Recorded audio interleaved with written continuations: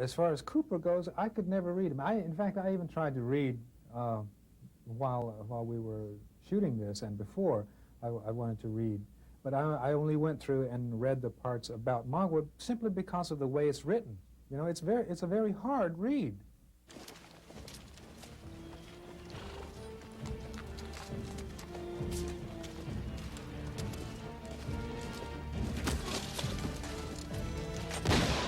You probably recognize Wes Studi from Dances with Wolves. He played that mean Pawnee. In Mohicans, he's mean again. He plays Magua, ally of the French, enemy of the English commander, and constant aggravation for Hawkeye and Cora. What are you trying to do, lock up the market on bad Indians? Bad Indians? Yeah. Try? You say try? I think I already have, eh? No. No. No, but you know, those roles are just so juicy when they're well written. You know, when they're written and fleshed out like I feel this one is, they're great parts to do. Magua's children were killed by the English. I was taken as slave. But you have Michael Mann here developing the characters of these Indians so that we're human beings. Even with the foibles of the human beings. We have the bad Indian, but he has a good reason for being bad. And he's intellectually superior to his non-Indian counterpart, who's the French general. Do you think it matters the politics of this thing? That they matter the politics of this? Is there a particular aspect of the politics you're thinking about? Sure. The politically correct Indian situation. Well, do you think it's resolved? You mean in here this now? country, yeah. Oh, certainly not. Well, that's why it's important. I mean, that, to me, seems to be why it's important. I mean, whether or not people will glean anything of any educational interest from the film, I don't know. If they do, I think it would be great. But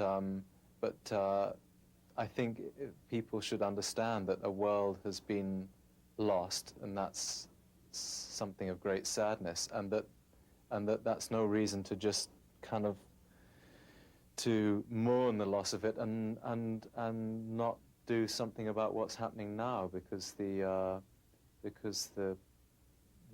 prejudice is probably as ferocious and certainly even more insidious than it was then. I've got the acting bug. I sure do.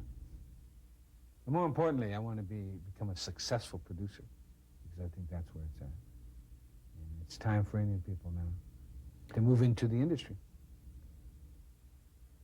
Do you think this, and dances, of course, really signify any sort of difference, or is it going to be, hey, let's use Indians for a while and then status quo as it was? No. The result of this movie, which in itself, as I said, is going to become a classic. The international community itself, and the sophistication of that community, which includes the Americans, will demand that Indian people, just like it has demanded all the other groups that have been fairly treated, and will become once again recognized as human beings.